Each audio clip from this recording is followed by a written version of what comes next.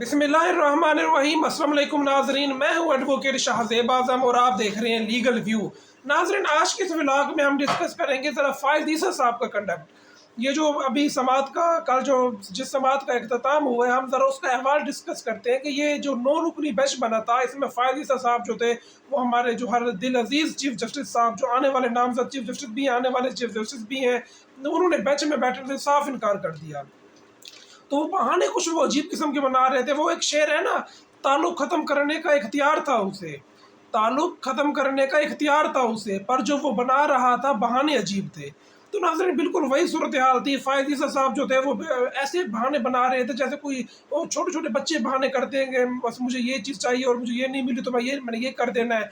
तो वही चीज़ थी फ़ाइज़ ईसा साहब की। फ़ाइज़ ईसा साहब जो कि मिलिट्री कोर्ट्स के बारे में अपना एक मौक़िफ़ रखते हैं, जनाब ने बेंच में बैठने से ही इनकार कर दिया। यानी पाकिस्तानी कौम की हालत देखें कि जो हमारे मौजूदा चीफ जस्टिस है उमर अता बंदियाल साहब, वो दर्ज देते हैं कि सब्र, तहम्मुल और बुर्दबारी, ये 3 चीज़ें आपने जब अदालत में आना है तो इन 3 चीज़ों के साथ आना है। मतलब कानून की स्टडी नहीं करनी, बस सब्र, तहम्मुल और बुर्दबारी का मुज़ाहरा करना है। वकील अगवा हो गया, वो उसका ज़ाती मसला है। बस ये है कि आपने सब्र करना है, तहम्मुल करना है। पंजाब में इलेक्शन नहीं हो रहे, आपने तहम्मुल करना है। और इसके अलावा जो दूसरे हमारे आने वाले चीफ जस्टिस हैं, वो तो माशाल्लाह ऐसे हैं, वो तो बेंच में बैठने से ही उन्होंने इनकार कर दिया है। वो भाई, आप तनख्वाह फिर किस चीज़ की ले रहे हैं आप? अगर आपने केस ही नहीं सुनने आम आवाम के, कहते हैं जनाब कि मैंने 184(3) के केस नहीं सुनने। अभी 184(3) क्या होता है? 184(3) से मुराद है कि जब भी किसी के फंडामेंटल राइट इन्फ्रिंज होंगे वो सुप्रीम कोर्ट में आएगा। और अगर वो सुप्रीम कोर्ट में नहीं आएगा तो वो कहाँ पर जाए फिर? सुप्रीम कोर्ट सबसे बड़ी अदालत है। जब सुप्रीम कोर्ट कोई फैसला करेगी तो उसका फैसला तमाम अथॉरिटीज़ को, एग्जेक्टिव को मानना पड़ेगा आर्टिकल 190 के तहत। तो अगर आपने 184 वाले मुकदमात नहीं सुनने तो फिर हम कहाँ पे जाएं भाई? या तो आप हमें कोई रेमेडी बताएं कि भाई आपने ये फला आप अदालत में चले जाएं, या आप 199 के तहत आप रिट दायर करें, या जो कुछ भी करें आप, तो कम से कम हमें रेमेडी तो बताएं कि हमने आखिर जाना कहाँ पे है और क्या हमने करना है। तो ये जनाब जो है वो फ़ाइज़ ईसा साहब बगैर कोई ठोस वजह बताए, बगैर कुछ, पता नहीं उन्होंने किसी को शायद खुश करना था, तो ये तो हम नहीं कह सकते। मतलब मेरी अपनी राय है कि शायद वो सब कुछ इन्होंने खुश करने के लिए ही किया है किसी को। अब वो किसको किया है उसका फैसला हमारी आवाम बहुत अच्छे तरीके से करेगी कि किसको खुश करने के लिए फ़ाइज़ ईसा साहब बेंच से ही उठ के चले गए थे। और ना सिर्फ बेंच से उठ के चले गए थे, कहते हैं कि मैंने किसी भी मुकदमे की समाअत नहीं करनी। और काश क्या ही अच्छा होता कि वो ये भी कह देते कि जब तक वो जो सुप्रीम कोर्ट प्रोसीजर एक्ट है उसका फैसला नहीं होता तो मैंने तनख्वाह भी नहीं लेनी सुप्रीम कोर्ट से, मैं मुफ्त काम करूंगा। लेकिन वो खजाने के ऊपर बोझ बने हुए हैं, मुसलसल मराद भी ले रहे हैं, प्रोटोकॉल इंजॉय कर रहे हैं, सब कुछ कर रहे हैं, लेकिन वो आवाम के मुकदमा सुनने पर तैयार नहीं है। तो ये एक समाअत हुई थी मिलिट्री कोर्ट।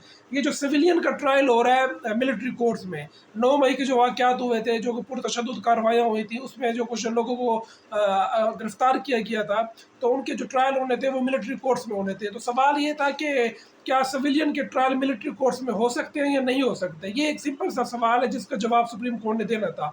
और इसके ऊपर 9 रुकनी बेंच बनाया गया था और उसने समाअत का आगाज़ किया था। और फ़ाइज़ ईसा साहब जो मैंने आपको बताया वो तो खुद कूच कर गए थे बेंच से बगैर कोई ठोस वजह बताए, और इंतहाई गुस्से में थे और वो किसी की बात सुनने पर राज़ी भी नहीं थे।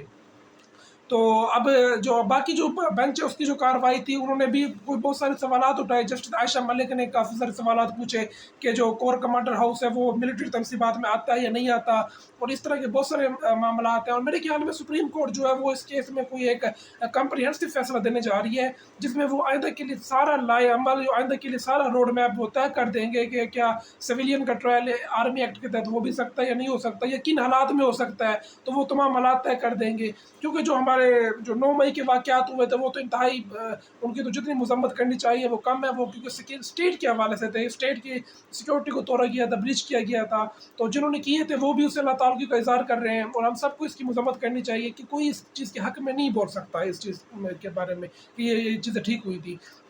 लेकिन जुडिशरी का जो कंडक्ट है वो भी अब देखने वाला होगा कि उन्होंने क्या हमारे जो आर्टिकल 10 है या फेयर ट्रायल का जो कानून है, क्या वो भी इस चीज़ में देखा जाएगा कि क्या उन लोगों को फेयर ट्रायल का हक दिया जाएगा?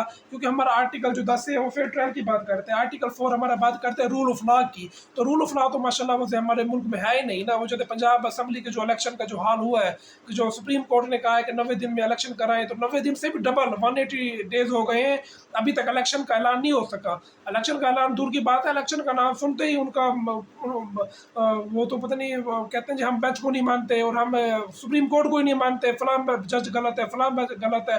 मतलब शहबाज शरीफ साहब की हुकूमत में जो इन्होंने तबाही की है आइन की, जो इन्होंने तबाही की है कानून की, पीडीएम की हुकूमत ने, तो ऐसा तो कभी भी किसी पाकिस्तान की हिस्ट्री में देखने को नहीं मिला। इमरान खान साहब का जो दौर था उसमें बहुत सारे हम बात हो सकती है, तहफ़्फ़ुज़ात हो सकते हैं, हम कह सकते हैं कि बहुत सारी चीज़ें गलत हुई थी, लेकिन उनका दौर रूल ऑफ लॉ में काफ़ी हद तक उनका दौर जो था बहुत ज़बरदस्त दौर था उनका। और उन्होंने जो भी केसेस थे नैब के, वो बाकायदा करप्शन के केसेस थे, जेन्युइन केसेस थे।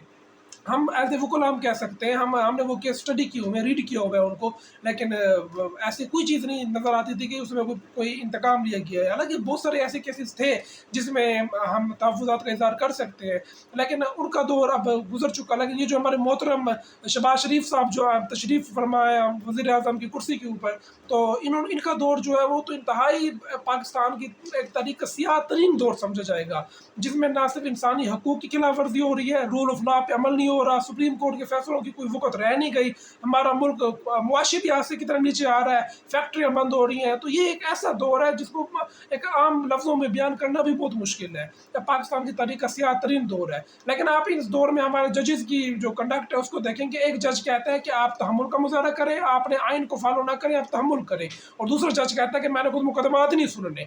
मतलब वो अपनी बहानेबाजियाँ कर रहे हैं, सिर्फ बहानेबाजियाँ हैं ये। तो भाई आप कोई और वजह तो नहीं है जनवन कि आप मुकदमात ना सुनने, सिर्फ बहानेबाजियों से काम लेकर मुकदमा से उठ के चले गए। तो यही कुछ हमारे जो पाकिस्तान की बदनसीब कौम है उनके वहाँ ये चीज़ें हो रही हैं।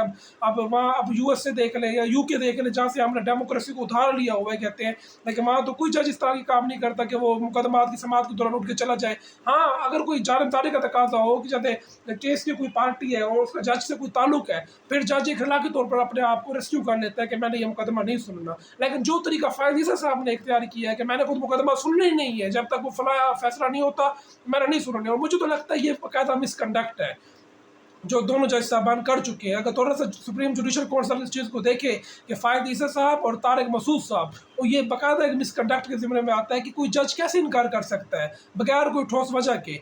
तो ये अब बंदियार साहब जो है जिन्होंने बड़े तहम्मुल का मुज़ाहरा किया हुआ है, अब देखते हैं कि वो इस पर कार्रवाई करते हैं या नहीं करते। तो नाज़रीन, मुझे मेरी अगले वीडियो तक के लिए इजाज़त दीजिए। अल्लाह हाफ़िज़।